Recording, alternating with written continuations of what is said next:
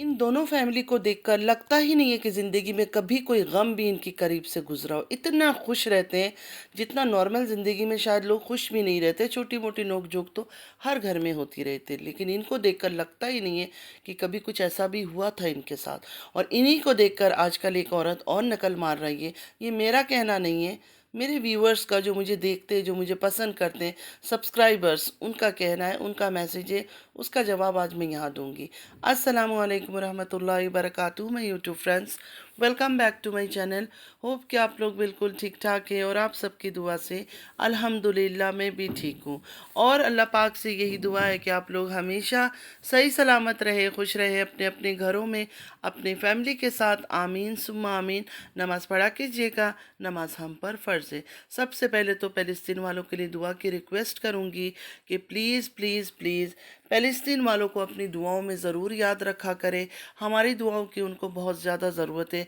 अल्लाह पाक उनके लिए अपनी गैब से आसानियाँ फरमाए। आमीन या रब्बल आलमीन। रिएक्शन स्टार्ट करने से पहले सबसे रिक्वेस्ट करूंगी, अगर अभी तक आप लोगों ने मेरे चैनल को सब्सक्राइब नहीं किया तो लाइक, सब्सक्राइब, शेयर ज़रूर कीजिए। बेल आइकन को भी हिट करना मत भूलिएगा। चलिए स्टार्ट करते हैं आज का रिएक्शन। सबसे पहले आज हम बात करेंगे तारा के ऊपर। तारा की वालिदा आज रवाना हो गई है सऊदीया के लिए और एयरपोर्ट में तारा रो रही थी।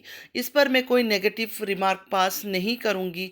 ये बिल्कुल एक नेचुरल चीज़ है, बिल्कुल एक सिंपल नेचुरल चीज़ है।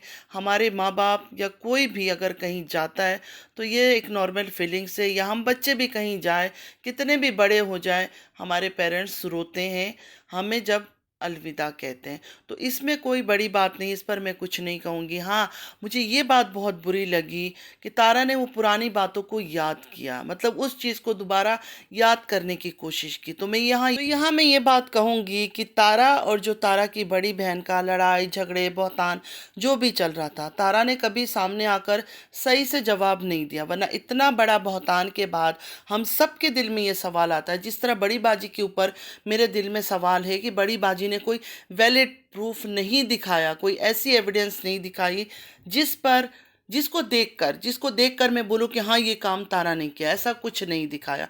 उसी तरह तारा के ऊपर भी मुझे डाउट होता है, क्यों सारे लोग कहते हैं कि ये बहनें मिली हुई है। इस वजह से कहते हैं कि तारा ने भी खुलकर कभी सामने नहीं आई और आकर इस बात का जवाब नहीं दिया, ना ही कोई एक्शन लिया। आज तक कोई एक्शन नहीं लिया। हालांकि जो तारा की एक बहन बनी हुई इस्लामाबाद में, टी सिस्टर, उन्होंने कहा था मैंने केस कर दिया है, अजगर के पास भी लेटर पहुंच गया, ये पहुंच गया, वो पहुंच गया, लेकिन अभी तक कुछ भी नहीं हुआ, सारे खामोशी है। तो ये बहुत सारी ऐसी बातें हैं जो, मतलब व्यूअर्स, जो देखने वाले सब्सक्राइबर है या जो भी देख रहा है या हम रिएक्शन देते हैं, हम पागल तो नहीं है। इतना तो दिमाग, इतना शोर तो हम भी रखते हैं। तारा हमेशा ये बात कहती रही कि मैंने सब्र कर ली, मैंने अल्लाह पर छोड़ दी, मैंने हर चीज़ अल्लाह पर छोड़ दी। ये बहुत अच्छी बात है, इससे अच्छी बात तो कोई हो ही नहीं सकता है। लेकिन बात यह है, जब आपकी करेक्टर पर दाग लग रहा है, आपकी बच्ची पर तोहमतें लग रहा है, तो आपको खुद को क्लियर करना चाहिए। अल्लाह ताला ने कभी खुद को साफ़ करने से, या खुद के ऊपर जो लगी हुई गंदगी या तोहमत या बहतान है वो साफ़ करने से अल्लाह ताला ने कभी मना नहीं किया है। उल्टा ये कहा जाता है, जुल्म करने वाला जितना गुनहगार है, जुल्म सहने वाला भी गुनहगार है। सब्र कर लेना बहुत अच्छी बात है। सब्र करने वाले से तो अल्लाह बहुत खुश रहता है, अजर देता है उनको इन बातों का। लेकिन कोई अगर आपकी वजूद को हिला के रख रहा है, कोई आपकी ज़िंदगी बर्बाद कर रहा है, झूठा बहतान लगा रहा है, तो आपको बोलना चाहिए, आपको एक्शन लेनी चाहिए उस टाइम पर। लेकिन तारा ने हर टाइम पर यह कहा मैंने सब्र कर लिया। पता नहीं इतना सब्र तारा ने कहाँ से पैदा किया। हम में तो इतनी सब्र नहीं है। हर चीज़ को हम बर्दाश्त कर लेते हैं। कोई हमें गलत कुछ बोल दे बर्दाश्त कर लेंगे, कुछ भी कह दे बर्दाश्त कर लेंगे, लेकिन अगर हमारे बच्चियों पर या बच्चों पर कोई उंगली उठाएगा, हमसे नहीं बर्दाश्त होगा। और हमारी करेक्टर पर कोई बात कर ले, बिल्कुल बर्दाश्त नहीं कर सकते। लेकिन तारा ने बर्दाश्त किया हर चीज़। तारा ने हर चीज़ को बर्दाश्त किया। तो लोगों का ये कहना था इसलिए बर्दाश्त किया क्योंकि वो तारा की बहन थी और ये दोनों बहनें मिली हुई है। इस वजह से तारा ने कोई आज तक एक्शन नहीं लिया, वरना डिफेमिंग की केस आराम से हो सकता था दोनों हस्बैंड वाइफ पर। जिस तरह से लाइवों में आकर वो गलत गलत बातें करते थे, इसके लिए जिस तरह बहन ने वीडियो बना बना कर बताया था, मतलब पूरा तो नाम तो कभी उन्होंने नहीं लिया। कमाल की बात है कि आज तक उन्होंने नाम लेकर नहीं बोला कि मेरी बहन ने ऐसा किया है या तारा ने ऐसा किया है। बस समझाने की कोशिश की उन्होंने कि मेरी दो अनमोल रतन राइट और लेफ्ट में से दोनों ने मेरे ये कर दिया वो कर दिया। कभी क्लियर नाम नहीं लिया उन्होंने। लेकिन हाँ, जो उनका शौहर था अजगर, वो तो लाइवों में आके क्लियर बताता था, हाँ मैंने किया, पहली बार किया, एक दफ़ा किया। मतलब इतनी चीज़ें थी, इतनी सबूत था, इतना एविडेंस था। अगर ये सब भी वो डाउनलोड करके दे देती तो इन पर केस आराम से हो सकता था। लेकिन तारा ने ऐसा नहीं किया। सलमा ने भी वही काम किया कि हर चीज़ आकर बताया, ऐसा हो गया, ऐसा हो गया, मेरे दो अनमोल रतन ने ये कर दिया वो कर दिया। सिर्फ हमें समझाया, खुलकर नाम कभी नहीं लिया। रोज़ा रसूल सल्लल्लाहु अलैहि वसल्लम पर गई, हरम शरीफ में गई, कुरान शरीफ उठाया, लेकिन कभी भी नाम नहीं लिया। नाम लेकर नहीं कहा कि मेरी बहन तारा ने ये किया, मेरे शौहर अजगर ने ये किया। बस हमें समझना था कि हाँ ये दोनों रतन हैं, इनके लेफ़्ट और राइट इन्होंने ऐसा कुछ कर लिया। जो औरत पूरी दुनिया के आगे अपने शौहर के कपड़े उतार सकती है, अपनी बहन के कपड़े उतार सकती है, उसको जेड का टैग दे सकती है, अपने शौहर को जेड का टैग दे सकती है, उस औरत को इतना दिक्कत क्यों आ रही? एक नाम लेने में इनको क्या मसला था? मतलब नाम लेकर बताने में कि मेरी बहन तारा ने ऐसा किया, मेरे शौहर अजगर ने ऐसा किया। इनको इतनी दिक्कत आ रही थी कि कस्में उठाने को ये तैयार है, अल्लाह के घर जाके खड़े होने को तैयार है, रोज़ा रसूल सल्लल्लाहु अलैहि वसल्लम पर चली गई, लेकिन नाम नहीं लेने को तैयार थी। कमाल की बात है ना ये सब।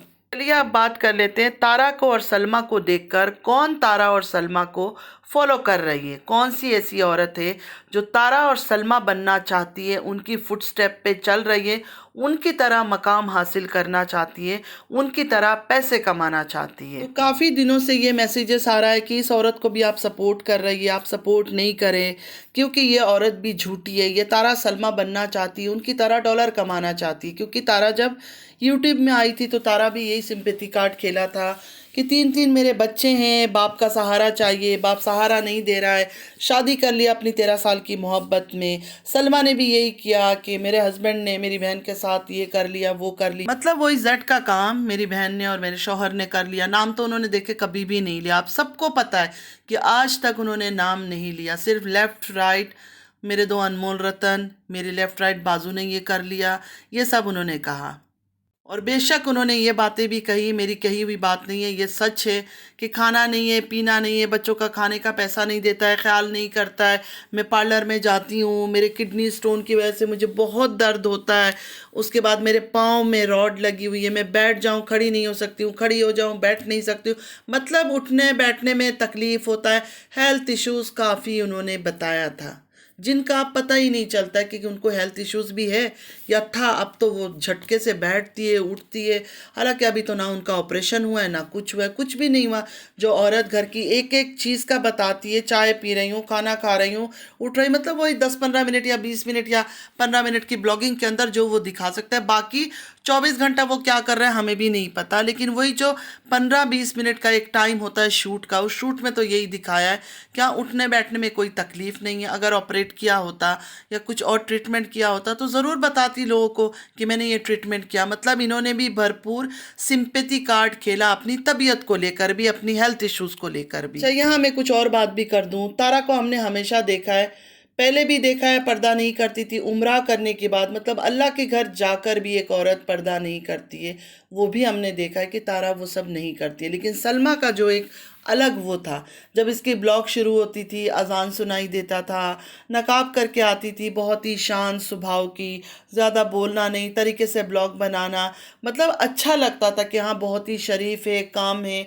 हालांकि जब तारा गई थी सऊदीया तो सलमा ने हर चीज़ करवाया था। मतलब साथ साथ सलमा रही है, बड़ी बहन हर चीज़ में कदम पे कदम मिला के चल रही थी। कभी मॉडल बना रही थी रमज़ान के दिनों में, कभी स्विमिंग पूल लेके जा रही थी, कभी पता नहीं फार्म हाउस बुक करवा रहे, कभी कहाँ। मतलब वो अकेले तो नहीं जा रही थी ना, बड़ी बहन है, कुछ चीज़ें अगर छोटी बहन गलत भी कर रही तो मना कर सकती थी। लेकिन सलमा ने मना नहीं किया। उस टाइम पे सलमा ने भी हर चीज़ को बहुत एंजॉय किया। सलमा की ये सारी बातें मुझे बुरी लगी। और अगर सलमा की तरह हम किसी को बदनाम करते, अपने बच्चों के बाप को, फिर उसके साथ एक ही फ्रेम में, एक ही कैमरे में, एक ही ब्लॉग में आना बिल्कुल नामुमकिन होता। लेकिन सलमा बिल्कुल फ्री होकर आती है, हंसती है, बोलती है। हालांकि खुद ही बदनाम किया है। क्या ये दाग हट जाएगा? ये दाग मिट जाएगा इसकी शौहर के ऊपर से। सलमा को तो अपने बच्चों की भी परवाह नहीं है, जिन बच्चों के बारे में इतनी बातें करती है। अगर तारा को अपने बच्चों की परवाह नहीं है तो इस औरत को भी अपनी बच्चों की परवाह नहीं है। इनकी तो जवान जवान बेटियां है, तारा की तो अभी भी छोटी है। इनकी तो बेटियां बिल्कुल शादी की लायक है। लायक होते हुए इतने अपने शौहर को भरे बाजार में इतना बदनाम किया। शौहर के अंदर तो देखे कोई इज्जत नहीं है, उस बंदे में तो कोई गैरत ही नहीं है। वो तो इसकी इशारे में नाच रहा है, इतना तो पता चल गया। शुरू शुरू में नहीं नाच रहा था, लेकिन अब जैसे ही देखा कि डॉलर आ रहा है तो अजगर भी सलमा की हाथों की इशारों में चुटकियों में नाच रहा है। वो साफ नजर आ रहा है कि सारा सिर्फ डॉलर का चक्कर था और कुछ नहीं था। अच्छा, एक बात मुझे आप लोग बताएं, आप सबके शौहर है। अच्छा चलो मैं अपने आप को बोल देती हूँ, मैं यहाँ रहती हूँ, मेरी बहन अगर कंट्री से आती है तो मैं अपने शौहर को तो बोलूँगी, अगर हमारे पास गाड़ी है मेरी बहन को इधर घुमाओ, यहाँ लेके जाओ, यहाँ लेकर जाओ, पार्कों में लेकर जाओ, वो करेगा, हर चीज़ करेगा, क्योंकि कुछ दिन के लिए वो रहने आई है, कोई हमेशा हमेशा के लिए रहने नहीं आई है। और अगर मेरी बहन का कोई छोटा बच्चा होगा घर में, जैसे हमारे घर में अगर छोटा बच्चा नहीं है और बहन छोटा बच्चा लेकर आती है या बच्ची लेकर आती है तो उससे प्यार भी करेगा मेरा शौहर। लेकिन नहीं, सलमा का जो अजगर था उसने आयत को उठा लिया, उसमें भी तारीफ, इतना प्यार करते हैं अजगर भाई, इतना घुमा लिया अजगर भाई ने, अजगर भाई ऐसे, अजगर भाई वैसे, अजगर भाई वैसे। मतलब जो व्यूअर्स थे, सॉरी कोई बुरा नहीं मानना, मतलब अपने शौहर की इन्होंने कभी तारीफ नहीं की होगी इतना जितना अजगर भाई की तारीफ करते थे सलमा की कमेंट बॉक्स में जाकर, जब तारा सऊदीया में गई थी। मतलब अजगर भाई, अजगर भाई, अजगर भाई, मतलब उसने क्या ऐसा अच्छाई कर लिया था, मुझे तो कोई अच्छा ही नहीं दिखी। ये तो नॉर्मल है, ये तो नॉर्मल लाइफ है, ऐसे ही होता है, कोई किसी के घर आता है जाता है तो लोग घुमाते हैं, और सगी बहन भाई आए तो बात ही और है। लेकिन इन्होंने अजगर को आसमान पे चढ़ा दिया था, जो व्यूअर्स थे जो कमेंट करते थे, वहाँ से ही इनके दिमाग में, दिल में ड्रामा क्लिक कर गया कि अजगर को लेकर अच्छा खासा सीन हम बना सकते हैं। वहीं से प्लानिंग प्लॉटिंग शुरू हुई, और ये जो जेड का स्क्रिप्ट लिखा गया है ना, उसी ड्रामे से लिखा गया है, उसी जगह से शुरू हुई है जहाँ व्यूवर्स का दिमाग को समझा गया है कि व्यूवर्स कितना अच्छा समझते हैं अजगर को। और इसी तरह वो खेल बना, स्क्रिप्ट लिखी गई और लोगों के सामने पेश किया गया। उसके बाद सिंपैथी कार्ड खेला गया, और देखें आज कहाँ से कहाँ पहुँच गए। एक बहन ने हस्बैंड को गाली खिलाया सेकंड लव मैरिज में, वो कामयाब, और उसके बाद दूसरी बहन अपनी बहन पर बहुतान लगा के, अपनी शौहर पर बहुतान लगा के, वो भी जेड का गलीज़ तरीन चीज़, पैसा ही पैसा। अब ना वो बीमार है, ना उन्हें कोई तकलीफ़ है, ना उनको पाँव का रॉड का कोई इशू हो रहा है, कुछ भी नहीं हो रहा है। किडनी स्टोन गायब, रॉड का प्रॉब्लम गायब, हर चीज़ गायब। तो फातिमा के लिए भी यही कहा जा रहा है कि फातिमा भी आजकल हाथों में दर्द है, कफ है, कोल्ड है। देखे कफ कोल्ड तो मुझे भी है, इतना ख़राब गले में जलन हो रहा है, यकीन करें मैं बता नहीं सकती हूँ।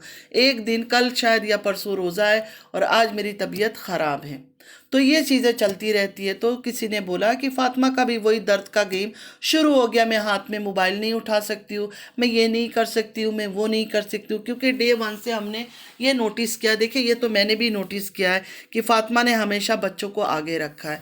फादिया ये कर रही है, फादिया वो कर रही है, फादिया उदास है, फादिया का फ़ोटो लगाकर मेरे बच्चे की हंसी लौट आए। देखिए फादिया इतनी छोटी है, उसको इन चीज़ों का कोई पता नहीं। बाप एक शादी करे या 10 शादी करे, उसका कोई लेना देना नहीं है, उसको कोई फ़र्क नहीं पड़ता। दूसरी बात, बच्चों को साफ़ सुथरा रखना वो माँ का काम है। शौहर साथ भी होगा फिर भी शौहर नहीं करते हैं, ये सब चीज़ें माँ ही करती है। जब डीडी आता है रहने के लिए तब बच्चे बिल्कुल चमकीले धमकीले घूमते हैं। जैसे ही डीडी यहाँ से जाता है उसके बाद बच्चों की शक्ल सूरत फिर बदल जाती है, फिर बच्चे लेट जाते हैं। ये कैसे मुमकिन है, ये किस तरह हो सकता है? ये मैं नहीं कह रही हूँ, जो व्यूवर्स उनको देखते हैं ना, उनका सवाल है ये। इस फैमिली का रिकॉर्ड इतना गंदा है, इतना गंदा है। पहले तो कोई इन पर ट्रस्ट नहीं करता, क्योंकि इनका हमेशा से डे वन से, तारा जब से आई है और उसके बाद फिर बड़ी बाजी, फिर अभी फातिमा, सबका एक ही कंटेंट है हस्बैंड। हस्बैंड इनका धोखेबाज, हस्बैंड इनका जेड वाला, हस्बैंड ने शादी कर ली, किसी का दूसरी शादी, किसी का तीसरी शादी। हालांकि देखा जाए तो इनकी ख़ानदान की औरतें, इनकी ख़ानदान की औरतों ने भी 3-3 4-4 शादियाँ की हुई है। मतलब इनके लिए ये कोई बड़ी बात नहीं है। हमारे ख़ानदान में हमारे बाप हो गए, हमारे चाचा हो गए, हमारे मामू हो गए, किसी ने भी दो शादियां नहीं की, सब ने एक शादियां की है। हमारी माँ हो गई, हमारी नानी हो गई, हमारी खाला हो गई, हमारी चाची हो गई, सब की एक एक शादियां हैं। लेकिन इनके ख़ानदान की औरतें भी तीन तीन चार चार शादियां करती है, तो इनके लिए कोई अनोखी बात नहीं है। तो इनके लिए इनका मर्द की भी दूसरी या तीसरी शादी कोई इतनी बड़ी अजूबा बात नहीं है, ना ही कोई ऐसी बात है कि नहीं भाई मैं हमारे ख़ानदान में तो ये चीज़ हुआ नहीं है और ऐसा हो गया है। तो सबका ये कहना है कि फातिमा भी वही खेल खेल रही है, उसी फुटस्टेप को फॉलो कर रही है जो छोटी बाजी ने किया था सेकंड लव मैरिज को करके, उसी से उनको कामयाबी मिली थी। आज जिस जगह पर छोटी बाजी पहुंची हुई है ना, सिर्फ और सिर्फ सेकंड लव मैरिज की वजह से। वरना छोटी बाजी का जो यूट्यूब का चैनल था वो पहले से बना हुआ था, पहले भी अपना मेकअप वगैरह दिखाती थी, टिकटॉक पे भी वो काम करती थी, उनको सक्सेस नहीं मिला। लेकिन हस्बैंड सेकंड लव मैरिज का जब वो स्टोरी लेकर आई, एकदम से वो क्लिक कर गया और वायरल हो गई। तो फातिमा भी अब वही खेल खेल रही है। हाँ, फातिमा ने थोड़ा बीमारी का जो खेल है ना वो बड़ी बाजी से ले लिया, जैसे हाथों का पेन, बड़ी बाजी का नी में पेन था, तो ये सब चीज़ें फातिमा मिक्स आइटम करके खेल रही है। सबका कहना है, मैं कुछ नहीं कह रही हूँ क्योंकि मैं पर्सनली किसी को जानती नहीं हूँ। ये बाजी जिस टाइम आई थी वो प्रेग्नेंट थी, प्रेगनेंसी की हाल में आके उन्होंने जिस तरह चीज़ें बयान किया था, मेरे किडनी स्टोन में इतना पेन होता है, मेरे पाँव में रॉड है उसमें पेन होता है, मैं प्रेग्नेंट हूँ, तो लोगों की पूरी पूरी सिंपैथी उनके साथ थी। मतलब मजलूमियत का खेल खेल के इनको कामयाब होना है, तो फातिमा भी यही कर रही है, सबका कहना है। तारा को इतना गिला शिकवा था हस्बैंड की सेकंड लव मैरिज में, इतनी दुखी थी, बड़ी बाजी इतनी दुख में तड़पी हुई थी, ऐसा लगता था पता नहीं उनको कुछ हो जाएगा। लेकिन आज देखे किसी को कोई परवाह है, तारा का ऐसा लगता ही नहीं है कि हस्बैंड ने कोई सेकंड लव मैरिज की है, बिल्कुल खुशबाश। और बड़ी बाजी की हालत तो मुझे शॉकिंग लगती है, उनको देखकर तो लगता ही नहीं है कि जो ये बहतान लगाया था उन्होंने वो सच में 1% भी हुआ था। ऐसा कुछ भी नहीं हुआ था। अगर ऐसा हो जाए, मुझसे शर्त लगा ले कोई भी औरत, इतनी जल्दी कोई औरत भुला नहीं सकती, चाहे कितनी नेक और कितनी परहेजगार और कितनी अच्छी औरत हो, कभी भी वो ये चीज़ें नहीं भुला सकती है। मेरी प्यारी प्यारी बहनों का कहना है, कहानी सेम है, कंटेंट सेम है, सिर्फ थोड़ा सा चेंजेस है। तीनों की कहानियों में अलग अलग कंटेंट लेकर आए, लेकिन सेम मजलूमियत का गेम चल रहा है और वही खेल खेल रहे हैं, बस ट्विस्ट टर्न करके थोड़ा सा चेंजेस किया है। जाहिर है अब बिल्कुल एग्जैक्ट एक्यूरेट वही चीज़ तो लाके लोगों के सामने नहीं रखेंगे, थोड़ा सा चेंजेस करेंगे कहानी में। तो वही चल रहा है अभी फातिमा के साथ। बहुत सारी चीज़ें फातिमा की, बहुत सारी चीज़ें व्यूअर्स को भी शक में डाल दिया है। फातिमा का एकदम से डीडी के जाते ही ऐलान करना, सिर्फ 3,000 रुपया देकर गए। फातिमा इस बात पर डीडी से लड़ भी सकती थी, कॉल पे बात कर सकती थी। ऐसा तो नहीं है कि फातिमा कॉल करेगी और डीडी बात नहीं करेगा। देखिए ये बात तो हम भी नहीं मानते। ठीक है, डीडी उसके साथ वक्त गुजार रहा है, उसके साथ छमिया के साथ पता नहीं क्या क्या ड्रामेबाजी कर रहा है, वो जानबूझ के कर रहा है, हम सबको नज़र आ रहा है, हम कोई पागल नहीं है। डीडी जानबूझ के ये सब चीज़ें शो कर रहा है। पहले दिन 3,000 रुपया का रोना कि 3,000 सिर्फ दे के चला गया हाथ में, तो हमें भी अजीब लगा कि 3,000 तो बच्चे चॉकलेट खा के ख़त्म कर देंगे, ये कोई देने की चीज़ है पैसा इतना सा खर्चे के लिए। और उसके बाद फिर दूसरे दिन गोल्ड ज्वेलरी, मैं ज्वेलरी बेचने चली गई हूँ। देखिए मैं इस बात में कुछ नहीं कह रही हूँ, मैं अपनी कोई ओपिनियन शेयर नहीं कर रही हूँ इस टाइम पर, लेकिन लोगों का इस तरह के मैसेजेस आए कि फातिमा सारा ड्रामे कर रही है, वही खेल खेल रही है जो पहले दो ने खेल चुका है। फातिमा का इस ज्वेलरी के बाद भी बहनों का मैसेज आया कि फातिमा ने ये स्क्रिप्ट भी बड़ी बाजी से चोरी किया है। बड़ी बाजी ने भी अपना ज्वेलरी बेचा था अपनी वालिदा के कुछ चीज़ का फ़ी पे करने के लिए। आप सबको याद होगा ये सब चीज़ें कि लास्ट ईयर बड़ी बाजी ने दिखाया था कि मेरे पास बस आखिरी मेरी ये ज्वेलरी है, एक एक चीज़ दिखाई थी, रिंग है, हार है, पतनी चूड़ियाँ हैं, और मैं अपनी वालिदा के लिए बेच रही हूँ कि अगले साल भी वो यहाँ आ सके। तो सबका ये कहना है ये ज्वेलरी वाला जो ड्रामा था ना, वो भी बड़ी बाजी की स्टोरी से ही लिया है फातिमा ने, और फातिमा ने दिखा दिया। एक दिन 3,000 का रोना रोया, दूसरे दिन फ़ौरन दिखा दिया मैं गोल्ड ज्वेलरी बेचने चली गई हूँ और मैं बेच कर आ गई हूँ। इतने बुरे क्या हालात आ गए थे, इतना क्या का डॉक्टर की इमरजेंसी आ गई थी, और जब इनके पास पैसे आते हैं, डॉलर आते हैं, लखपति बन जाते हैं, करोड़पति बन जाते हैं, घर ले लेते हैं, गाड़ी ले लेते हैं, सामानें ले लेते हैं, शॉपिंगें शुरू होती है, तो इनकी बीमारियां भी ऑटोमेटिक ख़त्म हो जाता है। फातिमा की एक बात लोगों को बड़ा अजीब लगा कि हर बात पर फातिमा का आजकल मेरे 3 बच्चों के लिए मुझे कुछ करना है, मेरे 3 बच्चों के लिए मैंने कुछ सोचा हुआ है। इससे पहले तो अली के बारे में कभी इतनी बातें नहीं करती थी। अली तो इग्नोर लिस्ट में रहता था हमेशा से। ठीक है, फातिमा ने पाला पोसा हर चीज़ किया होगा, जाहिर है छोटा सा बच्चा घर में था जब ये आई थी तो ख्याल इन्होंने रखा होगा, लेकिन उस तरह का प्यार हमें कभी नज़र नहीं आया। जैसे एक माँ, जैसे अभी आयशा, कई बार आयशा के बेड पे लेटा होता है, आयशा हंस रही होती है, बातें कर रही होती है, कभी भी हमने फातिमा को ऐसे अली से बात करते हुए नहीं सुना है ना देखा है। सिर्फ और सिर्फ अपनी दोनों बेटी फादिया और दुआ के साथ वो बातें करती है, हंसती रहती है। और डीडी भी यही करता था, अली को बिल्कुल इग्नोर करता था, अली तो किसी काउंट में ही नहीं था। अब इन्होंने अली का नाम शुरू किया, और अब फातिमा ने भी हर बात में मेरे 3 बच्चों के लिए मुझे कुछ करना है, मैंने कुछ सोचा हुआ है इनके लिए। अभी हर बात में फातिमा अली को इंक्लूड करती है कि मुझे कुछ करना है मेरे तीनों बच्चों के लिए, और सबसे पहले मैं अली के लिए करूँगी क्योंकि वो मेरा पहला बच्चा है। ये सब बातें पहले तो फातिमा ने कभी नहीं किया। ब्लॉग तो फातिमा पहले भी बनाती थी, अपने बच्चों को दिखाती थी, कभी अली को दिखाती भी नहीं थी। ये तो निकाह के बाद से अब अली ज़्यादा शो होने लग गया, अली की बातें ज़्यादा होने लग गई, और अली भी अचानक बिगड़ गया। मतलब वहाँ उसने निकाह किया, निकाह की खबरें आई, और यहाँ अली बिगड़ गया। क्यों? अली के लिए नई बातें, इनके ख़ानदानों की शादी। अली तो इतना समझदार है, अगर 12 साल का भी है अली तो उसको पता है कि शादियाँ तो इनके ख़ानदानों में आम हैं, और उस बच्चे को क्या परवाह इन चीज़ों की, कोई परवाह नहीं है। वो तो जहाँ जा रहा है खुश है बोल के, मुझे तो लगता है अपनी माँ के पास वो ज़्यादा खुश है। आप लोगों ने उसके चेहरा वेहरा देखा है, मतलब अब वो तरोताज़ा लगता है, मतलब फ्रेश लगता है वो बच्चा। तो सबका यही कहना है, ये पूरे ख़ानदान, अकबर ख़ानदान हो, यासीन ख़ानदान हो, ये सारे मिल के प्लानिंग प्लॉटिंग करते हैं। उसके बाद सबके करेक्टर के हिसाब से उसको स्क्रिप्ट दिया जाता है कि 15 मिनट, 20 मिनट, आधा घंटे की ब्लॉग में तुमने ऐसे ऐसे एक्टिंग करना है, और उसी तरह हर कोई अपना करेक्टर को निभाता है। और इनको ये बात अच्छी तरह से पता है कि जितना हमारा बदनामी होगा, जितना हमें गंदा समझा जाएगा, जितना भी हम घर के गंदे कंटेंट बाहर निकाल के लाएंगे, बना बना के स्क्रिप्ट लिख के, हमें व्यूज़ ज़्यादा आएगा। जो मजलूम है उसको तो व्यूज़ आ ही रहा है, लेकिन जो विलेन है, जो गंदा है, जिसको हम बुरा कहते हैं, जिसको गालियाँ देते हैं, उसको भी अच्छे खासे व्यूज़ आ रहे हैं। और उन 2 औरतों के बारे में तो बोलना ही नहीं है, वो तो मिली हुई है, वो तो साफ दिखता है, चाहे छमिया हो चाहे छमिया की बहन हो, वो तो जानबूझ के बातों को रखती है लोगों के सामने। वो तो जानबूझ के, जैसे आग में हवा देते हैं ना कि आग भड़काने के लिए, वो तो ये काम करती है। साफ नज़र आता है कि वो चाहते हैं कि ये कहानी कभी ख़त्म ना हो, ये टॉपिक कभी ख़त्म ना हो, इसके ऊपर बातें किया जाए कंटिन्यूअसली। तारा ने भी आज इसलिए फिर से दोबारा उन चीज़ों को याद किया, इसलिए याद किया जा रहा है कि हम भी याद करें। देखिए, मुझे भी याद आ गई ना वो सारी बातें। फातिमा के बारे में लोगों ने भी याद करना शुरू कर दिया कि फातिमा भी वही एक्टिंग कर रही है जो इन लोगों ने एक्टिंग किया था। 100% सच क्या है, झूठ क्या है, सिर्फ और सिर्फ अल्लाह ताला को पता होगा, या फिर इन लोगों को पता होगा जो ड्रामा कर रहे हैं। हमें नहीं पता। मेरी तो सलाम दुआ भी किसी के साथ नहीं है। जिनके आपस में मिलना जुलना है, बातचीत है, शायद उनको पता हो, मुझे नहीं पता।